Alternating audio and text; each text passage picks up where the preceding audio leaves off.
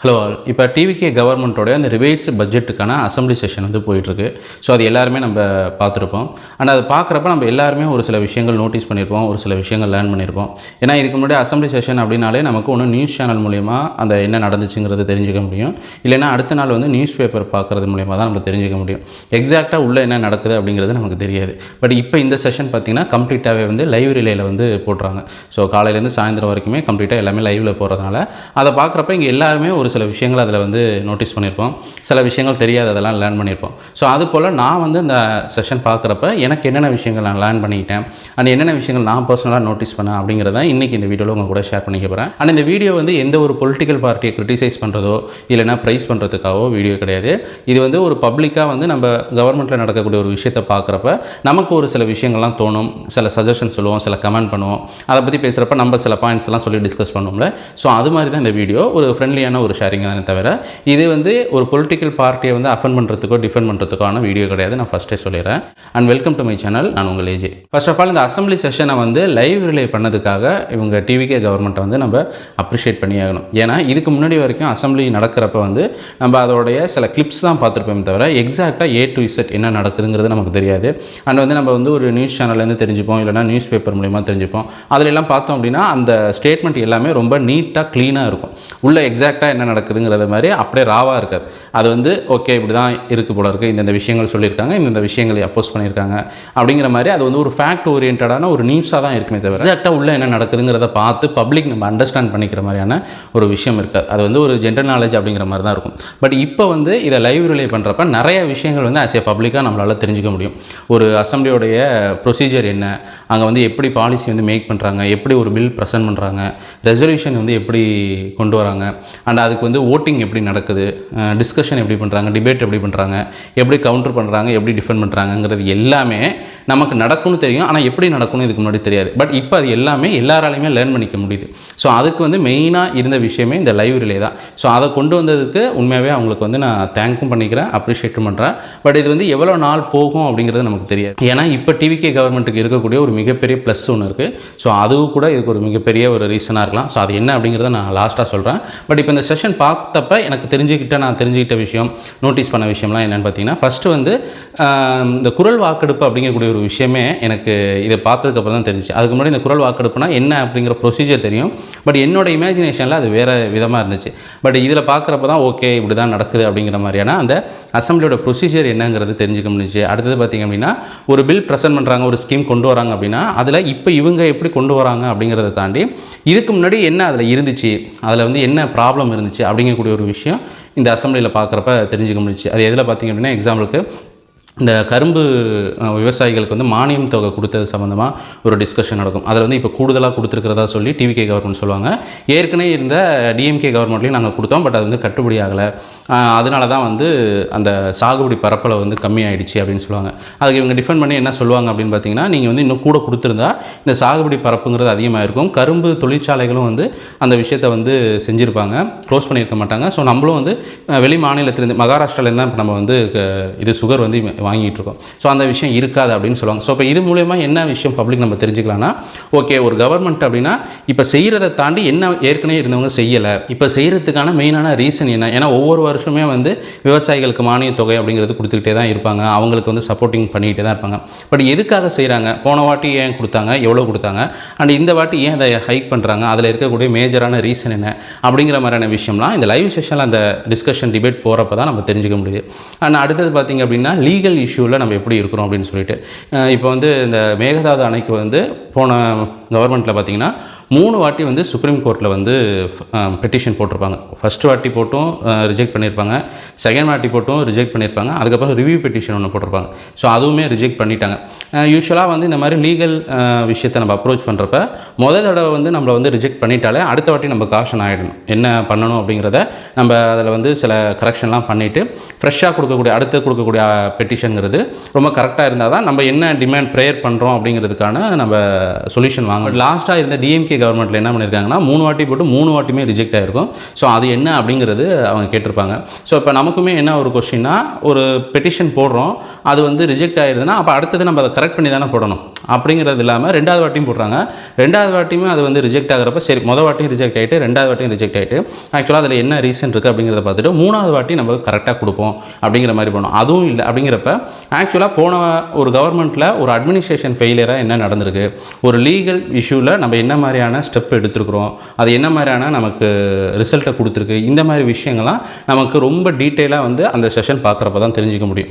இதுக்கு முன்னாடி நம்ம நியூஸில் பார்க்குறப்ப பேப்பரில் பார்க்குறப்ப மாதிரி தமிழ்நாடு கவர்மெண்ட் வந்து இந்த மாதிரி பெட்டிஷன் போட்டாங்க, பட் வந்து சுப்ரீம் கோர்ட் ரிஜெக்ட் பண்ணிட்டாங்க அப்படிங்கிற ஒரு விஷயம் தான் நமக்கு தெரியும். அதுக்கப்புறம் அது 2வது வாட்டி போட்டாங்க, 3வது வாட்டி போட்டாங்க அப்படிங்கிறதுலாம் நல்ல அந்த சப்ஜெக்டை பற்றி ஸ்பெசிஃபிக்காக நோட்டீஸ் பண்ணுறவங்களுக்கு தான் தெரியுமே தவிர ஓவரால் பப்ளிக்கு தெரியாது. பட் இப்போ இந்த செஷன் பார்க்குறப்ப ஓவராலாகவே ஓகே சரி மேகதாது அணை சம்மந்தமாக இதுக்கு முன்னாடி இருந்த கவர்மெண்ட் வந்து 3 வாட்டி பெட்டிஷன் போட்டிருக்காங்க, 3 வாட்டியுமே வந்து அதை ரிஜெக்ட் பண்ணியிருக்காங்க. அப்போ அந்த பெட்டிஷனில் என்ன ஃபால்ட் இருந்திருக்கு, அதை ஏன் ஒழுங்காக பண்ணலை அப்படிங்கிற ஒரு விஷயத்தை வந்து நம்ம பப்ளிக்கால் தெரிஞ்சிக்க முடியும். ஸோ இந்த மாதிரி விஷயத்துக்கும் இந்த லைவ் செஷன் அப்படிங்கிறது ஒரு ஹெல்ப்ஃபுல்லான ஒரு விஷயமா இருக்குது. அண்ட் அதுக்கப்புறம் பார்த்திங்க அப்படின்னா இந்த பட்ஜெட் தாக்கல் பண்ணப்போ வந்து அதில் இந்த கசிவு அப்படின்னு சொல்லக்கூடிய ஒரு டேர்ம் அடிக்கடி வருது அப்படின்னு சொல்லியிருப்பாங்க. அதுக்கு வந்து இந்த சைடு வந்து ஃபினான்ஸ் மினிஸ்டர் வந்து ஆடிட்டிங் நாங்கள் பண்ணியிருக்கோம். ஸோ அதில் வந்து இந்த லீக்கேஜ் அப்படிங்கிறது ஆடிட்டிங்கிறது ஒவ்வொரு துறையிலையும் வந்து இந்த தணிக்கை அப்படின்னு பண்ணுவாங்க. அதாவது எவ்வளோ ஃபண்டு ஒதுக்கியிருக்காங்க, அதுக்கான வரவு செலவுலாம் பார்த்து அதில் என்ன மிஸ்டேக் நடந்திருக்கு, எவ்வளோ அமௌண்ட் வந்து பெண்டிங் இன்னும் வச்சுருக்காங்க, பேலன்ஸ் இருக்குது. ஸோ இந்த சில அமௌண்ட் வந்து ஸ்பெண்ட் பண்ணியிருப்பாங்க, அதுக்கு கணக்கே இருக்காது. ஸோ அதெல்லாம் வந்து இந்த லீக்கேஜ்னு வரும். ஸோ அந்த மாதிரியான விஷயங்கள்லாம் எங்கே நடந்திருக்கு, எவ்வளோ நடந்திருக்கு அப்படிங்கிறதெல்லாம் பார்க்குறது தான் இந்த ஆடிட்டிங் தணிக்கை அப்படிங்கிறது. ஸோ இந்த மாதிரி சில டெக்னிக்கல் டேர்மும் நம்ம அதை பார்க்குறப்ப தெரிஞ்சுக்க முடியும். ஏன்னா கவர்மெண்ட் வந்து ஒரு பாலிசி கொண்டு வராங்க, ஒருத்தவங்க அதை எதிர்க்கிறாங்க, ஆதரிக்கிறாங்க அப்படிங்கிறத தாண்டி அட்மினிஸ்ட்ரேட்டிவ் வழியாக என்னென்ன விஷயங்கள் நடக்குது அப்படிங்கிறதையும் இந்த லைவ் செஷன் பார்க்குறப்ப நம்ம அண்டர்ஸ்டாண்ட் பண்ணிக்க முடியுது. இது மாதிரி நிறைய விஷயங்கள் வந்து இந்த லைவ் செஷனால் மட்டுமே நம்ம லேர்ன் பண்ணிக்க முடியும். நம்ம யூஸ்வலாக நியூஸ் பார்க்குறது, நியூஸ் பேப்பர் படிக்கிறது, ஜென்ரலாக நமக்கு வந்து இந்த அசம்பிளி பாலிடிக்ஸ் இதை பற்றிலாம் தெரிஞ்சுக்கிறத தாண்டி எக்ஸாக்டாக அசம்பிளியோட லைவ் அந்த விஷயம் போகிறப்ப வந்து நம்ம நிறைய விஷயங்கள் தெரிஞ்சுக்க முடியும். அண்ட் எனக்கு பர்சனலாக வந்து என் லைஃப்பில் நான் இருந்த ஒரு சப்ஜெக்ட்டு ரொம்ப சர்ப்ரைசிங்காக எனக்கு இருந்தது என்னென்னு பார்த்தீங்கன்னா இந்த அம்மா உணவு திட்டம். இந்த அம்மா உணவு திட்டம் வந்து பார்த்திங்கன்னா இதுக்கு முன்னாடி வந்து நாங்கள் ஆக்சுவலாக பேசி டிஸ்கஸ் பண்ணப்போ அதெல்லாம் பார்த்திங்கன்னா இந்த அம்மா உணவு திட்டத்துக்கு ஃபண்டு ஒதுக்குறாங்க, பட் அதுக்கப்புறம் வந்து அதை வந்து கரெக்டாக ப்ராப்பராக எக்ஸிக்யூட் பண்ணலை, அதிகாரிகள் அதை செய்யலை அப்படிங்கிற மாதிரியும், அதுக்கப்புறம் வந்து அந்த கவர்மெண்ட் வந்து ஃபண்டே ஒதுக்கலை அப்படிங்கிற மாதிரி தான் நாங்கள் இதுக்கு முன்னாடி பேசியிருந்தோம். ஆக்சுவலாக அந்த ஸ்கீமுக்கு வந்து கவர்மெண்ட் தனியாக எந்த ஒரு ஃபண்டுமே இது வரைக்கும் அலோகேட்டே பண்ணதில்லை. ஒரே ஒரு வாட்டி மட்டும்தான் ஏடிஎம்கே கவர்மெண்ட்டை 100 கோடி ரூபா வந்து அலோகேட் பண்ணியிருக்கிறதா சொல்லி அதில் சொல்லுவாங்க. மற்றபடி எல்லா பீரியட்லையுமே பார்த்திங்க அப்படின்னா லோக்கல் பாடிஸ்க்கு வரக்கூடிய ரெவன்யூ வச்சு தான் அதை வந்து இம்ப்ளிமெண்ட் பண்ண முடியும், ரன் பண்ண முடியும் அப்படிங்கிறதான் உண்மையாகவே இந்த சிஸ்டத்தோடைய ஃபேக்டாக இருக்குது. ஏன்னா இப்போ லோக்கல் பாடிஸ் அப்படின்னா நமக்கு இப்போ முனிசிபாலிட்டிக்கு வந்து இந்த ப்ராப்பர்ட்டி டேக்ஸு, அதுக்கப்புறம் வந்து வாட்டர் டேக்ஸு, அப்புறம் வந்து இந்த டெண்டர்லாம் விடுவாங்க, இந்த பைக் ஷெட்டு, சைக்கிள் ஷெட்டு இதெல்லாம். ஸோ இதில் வரக்கூடிய ரெவன்யூவில் ஒரு போர்ஷனை வந்து தான் அந்த இடத்துல இருக்கக்கூடிய இந்த அம்மா உணவகத்துக்கு வந்து அவங்க ஸ்பெண்ட் பண்ணணும். இதுதான் ஆக்சுவல் சிஸ்டமே. ஸோ இதுக்கு முன்னாடி வந்து நாங்கள் பேசிகிட்டு இருந்தப்போ ஃபண்டு ஒதுக்கலை அப்படிங்கிற மாதிரியும் ஃபண்டை வந்து சரியாக பயன்படுத்தலை அப்படிங்கிற மாதிரி தான் பேசியிருந்தோம். பட் அப்போ கூட ஒருத்தர் சொன்னார், ஒரு கவர்மெண்ட் சைடில் இருக்கிறவங்க ஒருத்தவங்க சொன்னாங்க இது மாதிரி இதுக்கு ஃபண்டெல்லாம் கிடையாது அப்படின்னு சொல்லிட்டு. அப்போ நாங்கள் வந்து அதை நம்பலை, அது வந்து சாதாரணமாக கிரிட்டிசைஸ் பண்ணிவிட்டு நாங்கள் விட்டுட்டோம். பட் அதோடைய எக்ஸாக்ட் சீன் என்ன அப்படிங்கிறது இப்போ இந்த செஷன் பார்க்குறப்ப தான் எனக்கு அண்டர்ஸ்டாண்ட் ஆனிச்சு. ஸோ இது மாதிரி நிறைய விஷயங்கள் வந்து பப்ளிக் நம்ம பார்க்குறப்ப தெரிஞ்சிக்க முடியுதுன்னா அதுக்கு இந்த லைவ் டெலிகாஸ்ட்டு தான் மிகப்பெரிய ஒரு விஷயமா இருக்குது. ஸோ இது வந்து கடைசி வரைக்குமே ரன் ஆகணும் அப்படிங்கிறது தான் என்னோட பர்சனலான ஒரு ரிக்வெஸ்ட்டு. பட் அது ஆகுமா ஆகாதாங்கிறது நமக்கு தெரியல. நான் ஃபஸ்ட்டில் சொன்னது போல் இவங்க இந்த லைவ் டெலிகாஸ்ட் பண்ணுறதுக்கு ஒரு மேஜரான ஒரு ரீசன் இருக்குது. அவங்களுக்கு சப்போர்ட்டாக இருக்கக்கூடிய ஒரு ரீசன் என்னென்னு பார்த்தீங்கன்னா அவங்க வந்து இப்போ புதுசாக வந்திருக்காங்க, ஃப்ரெஷர்ஸ் அப்படிங்கிறதான் அவங்களுக்கு இருக்கக்கூடிய மிகப்பெரிய ஒரு சப்போர்ட்டிங் ஃபேக்டரு. அதனால் என்னென்னா இதுக்கு முன்னாடி அவங்க எதுவும் தப்பு பண்ணியிருக்கிறாங்க, இதை நீங்கள் தான் பண்ணீங்க, இது உங்களோட தப்பு அப்படிங்கிற எந்த ஒரு ப்ளேமிங்குமே பண்ண முடியாது. எல்லாமே ஃபேக்டாக இப்போ நடக்கக்கூடிய விஷயத்தில் தான் டிஸ்கஸ் பண்ண முடியுமே தவிர இதுக்கு முன்னாடி நடந்த விஷயங்களில் சொல்கிறதுக்கு எந்த ஒரு பேக்ரவுண்டுமே அவங்களுக்கு கிடையாது, ஹிஸ்ட்ரியுமே கிடையாது.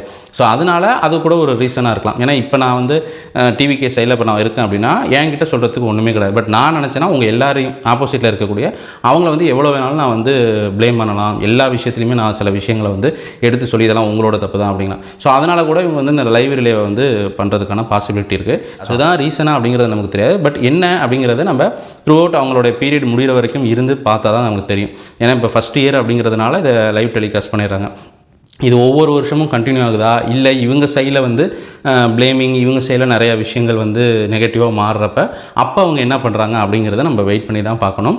What ever it be, but இந்த லைவ் டெலிகாஸ்ட் அப்படிங்கிறது எல்லாருக்குமே ஒரு யூஸ்ஃபுல்லான ஒரு ஹெல்ப்ஃபுல்லான ஒரு விஷயம் தான், அதில் எந்த ஒரு மாற்று கருத்தும் கிடையாது. அடுத்ததாக இந்த அசம்பிளி செஷனில் பர்சனலாக நான் நோட்டீஸ் பண்ண ஒரு விஷயம் என்னென்னா சிஎம் விஜய் அவங்களுடைய அந்த ஸ்பீச் தான். இதை நீங்கள் எந்த அளவுக்கு நோட்டீஸ் பண்ணீங்கன்னு தெரில, பட் நான் நோட்டீஸ் பண்ண வரைக்கும் அவங்க அசம்பிளிக்குள்ளே பேசுகிறதுக்கும் வெளியில் பேசுகிறதுக்கும் இட்ஸ் எ ஹியூஜ் டிஃப்ரென்ஸ், ஒரு பெரிய கேப்பே இருக்குதுன்னு சொல்லலாம். ஏன்னா திருச்சி மீட்டிங்கில் கூட அவங்க பேசுகிறப்ப பார்த்திங்கன்னா ரொம்ப ஆக்டிவாக, ரொம்ப ஸ்போர்ட்டிவாக, ஒரு ஃபயர் மாதிரி பேசியிருப்பாங்க. பட் அதுவே இந்த செஷன் ஸ்பெசிஃபிக்காக இந்த அசம்பிளி செஷனில் பார்த்திங்க அப்படின்னா அவங்க பேசுகிறது ரொம்ப ஒரு பிலோ ஆவரேஜ் லெவல். அதாவது வந்து ஒரு புது பர்சன் வந்து அசம்பிளிக்குள்ளே போய் பேச சொன்னால் எப்படி பேசுவாங்க, ஸோ அந்த மாதிரி தான் பேசியிருக்கிறாங்க. அது ஏன் அப்படி பேசுகிறாங்க அப்படிங்கிறது தெரியல. நியூஸ் சேனலெல்லாம் கூட பார்த்திங்கன்னா தம்ப்நெயில் போட்டிருப்பாங்க, அதாவது ஆரம்பம் முதல் அதிரடி காட்டின விஜய், சரவெடியாக வெடித்த சிஎம் விஜய் அப்படிலாம் போட்டிருப்பாங்க. அதில் ஒரு வீடியோவில் கூட அவங்க அப்படி பேசலை. அந்தளவுக்கு அவங்க எந்த அளவுக்கு சட்டிலாக பேசுகிறதுக்கு மெயினான ரீசன் என்ன அப்படிங்கிறதுல எதுவும் ஹெசிடேஷனா, இல்லை ஏற்கனவே வந்து போன செஷனில் வந்து இந்த மாதிரி ஒரு சிம்பிள் பண்ணாங்களா, ஸோ அதனால் எதுவும் கிரிட்டிசைஸ் ஆகி அஃபண்ட் ஆகிருக்காங்களா, இல்லை வேறு எதுவும் ரீசனா அப்படிங்கிறதுல இருக்கிறதுலே, அதாவது கம்பேரிட்டிவ்லி மற்ற மெம்பர்ஸோட இவங்க பேசுகிறது வந்து ரொம்ப கம்மியாக தான் இருக்குது. நான் கூட வந்து இந்த பட்ஜெட் செஷனில் என்ன நினச்சேன் அப்படின்னா, ஆப்போசிஷன் பார்ட்டி வந்து நிறையா ப்ளேம் பண்ணுவாங்க, நிறையா விஷயங்கள் கிரிட்டிசைஸ் பண்ணுற மாதிரியான சுச்சுவேஷன் வரும். ஸோ அதுக்கெல்லாம் ரிப்ளை பண்ணுறது வந்து இவங்க எல்லோரும் மற்ற மெம்பர்ஸ்லாம் தடுமாறுவாங்க. ஆனால் சிஎம் அவங்க வந்து தான் போல்டாக பேசுகிற மாதிரியான ஒரு விஷயம் இருக்கும் அப்படின்னு தான் நான் ஆக்சுவலாக எக்ஸ்பெக்ட் பண்ணேன். பட் அது அப்படியே உல்ட்டாவாக இருக்குது. இங்கே பார்த்தீங்க அப்படின்னா இங்கே சிஎம் விஜய் அவங்க தான் வந்து ரொம்ப தடுமாறுறது மாதிரி, ரொம்ப தயக்கம் காட்டி பேசுகிற மாதிரி இருக்குது. இந்த பக்கம் பார்த்திங்கன்னா எல்லாருமே ரொம்ப ஆக்டிவாக தான் பேசுகிறாங்க. எக்ஸாம்பிளுக்கு நான் ஒரு மொமெண்ட் சொல்கிறேன். அப்போசிஷன் பார்ட்டியோட லீடர் உதயநிதி ஸ்டாலின் அவங்க வந்து ஒரு கொஸ்டின் கேட்பாங்க, இது மாதிரி விவசாயிகளுக்கு வந்து குறுவை சாகுபடிக்கான பணம் இன்னும் கொடுக்கல, அதை பற்றி என்ன ஆச்சு அப்படிங்கிற மாதிரி ஒரு கொஸ்டின் கேட்பாங்க. அதுக்கு வந்து சிஎம் விஜய் தான் வந்து எந்திரிச்சு பதில் சொல்லுவாங்க. அவங்க சொல்கிறப்ப எல்லாம் சொல்லிவிட்டு இது மாதிரி நாங்கள் தான் எல்லாமே அப்படின்னு சொல்கிறவங்களுக்கு எப்படி இந்த விஷயம் தெரியாமல் போணுச்சு அப்படிங்கிற ஒரு கமெண்ட் கொடுத்துட்டு ஒரு 2 செகண்ட் கேப் எடுத்துக்கிட்டு தான் இது மாதிரி நியூஸ் பேப்பர்லாம் படிச்சிருந்தால் அது தெரிஞ்சிருக்கும் அப்படின்னு சொல்லுவாங்க. இது அந்த சீனிங் இப்பயும் எடுத்து பார்த்தீங்கன்னா நேரடியாக பார்த்து பேசியிருக்க மாட்டாங்க, ஒரு போல்டாக பேசுகிற மாதிரி இருக்காது. அவங்க அதை வந்து ரொம்ப யோசித்து இதை சொல்லலாமா வேண்டாமா அப்படிங்கிற மாதிரியான ஒரு திங்கிங்லேயே பேசுன மாதிரி தான் இருக்கும். ஸோ அது மட்டும் இல்லை, நிறையா இடத்துல அவங்க பேசினப்பயுமே பார்த்தீங்க அப்படின்னா ஒரு புதுசாக ஒருத்தவங்க வந்து பேசினா எப்படி இருக்கும், ஸோ அது போல தான் இருக்குது. லாஸ்ட் செஷனில் கூட ஓரளவுக்கு கொஞ்சம் பேசியிருந்தாங்க. பட் இந்த செஷனில் பார்த்திங்கன்னா கம்ப்ளீட்டாக வந்து அது ரொம்ப குறைஞ்சிருக்கு. அப்படிங்கிறதுக்கு என்ன ரீசன் அப்படிங்கிறது தெரில. அது வந்து நம்ம லேர்னிங் பண்ணக்கூடிய ஒரு ஸ்டேஜில் இருக்கும். ஸோ அதனால் இப்போதைக்கு ரொம்ப ஆக்டிவாக எதுலையும் பேச வேண்டாம், செட்டிலாக பேசிப்போம், பின்னாடி பார்த்துப்போங்கிற மாதிரி இருக்காங்களா, இல்லை வேறு எதுவும் கிரிட்டிசைஸன் அவங்க மேலே வரும் அப்படிங்கிற மாதிரியான ஒரு தயக்கத்தில் பேசலையா அப்படிங்கிறதுல. பட் விஜயோடைய ஸ்பீச் அப்படிங்கிறது வெளியில் இருக்கிறதுக்கும் லாஸ்ட்டு அசம்பிளி நடந்ததுக்கும் இப்போ நடக்கிறதுக்கும் இட்ஸ் எ ஹியூஜ் டிஃப்ரென்ஸ். அதில் ஷாக்கிங்கான சர்ப்ரைசிங்கான ஒரு விஷயம் என்னென்னா, இவங்களை விட அவங்க மெம்பர்ஸ் டிவிகேயோட எம்எல்ஏஸ் மினிஸ்டர்ஸ் இருக்காங்களா, அவங்க பேசுகிறது ரொம்ப ஆக்டிவாகவும் போல்டாகவும் இருக்குது. அது வந்து ஒரு நல்ல இம்ப்ரூவ்மெண்ட்டாகவும் அவங்க பண்ணியிருக்கிறாங்க. என்னென்னு பார்த்தீங்கன்னா, நீங்கள் இதுக்கு முன்னாடி வந்து அவங்க நீர்வளத்துறை அமைச்சர் ஆனந்த் இருக்காங்களா, அவங்களுடைய பிஃபோர் ஸ்பீச்லாம் பார்த்தீங்கன்னா தெரியும். எலெக்ஷனுக்கு முன்னாடி அவங்க வந்து பேசியிருக்கக்கூடிய ஒரு விஷயம், அப்புறம் எலெக்ஷன் வின் பண்ணி இந்த ஃபஸ்ட்டு அசம்பிளி வந்தப்போ பேசுனதுக்கும் இப்போ பேசுகிறதுக்கும் நிறைய இம்ப்ரூவ்மெண்ட் தெரியுது. அவங்க மட்டும் இல்லை, ஓவரால் எல்லார்ட்டையுமே தெரியுது. எக்ஸப்ட் ஆதவ் அர்ஜுனா அவங்களுக்கும் ராஜ்மோகன் அவங்க 2 பேர் மினிஸ்டர் தவிர. ஏன்னா அவங்க 2 பேரும் ஆரம்பத்துலேருந்தே ஓரளவுக்கு அந்த ஒரு ஃபிக்ஸடான ஒரு ஸ்டாண்டர்டான ஒரு ஸ்பீச் தான் கொடுத்துருக்காங்க. மற்றவங்க எல்லாருக்குமே வந்து ஒரு தடுமாற்றம் இருக்கும், ஒரு சில விஷயங்கள் கொஞ்சம் ஆவேசப்பட்டு பேசுவாங்க. அந்த மாதிரி விஷயங்கள்லாம் இந்த அசம்பிளி செஷனில் இல்லை. அதுலேயும் பார்த்திங்க அப்படின்னா இந்த 3% கமிஷன் கேட்குறாங்க அப்படிங்கக்கூடிய ஒரு கொஸ்டின் ரைஸ் பண்ணுறப்ப ஆனந்த் மினிஸ்டர் அவங்க எழுந்திரிச்சு ரிப்ளை கொடுப்பாங்க.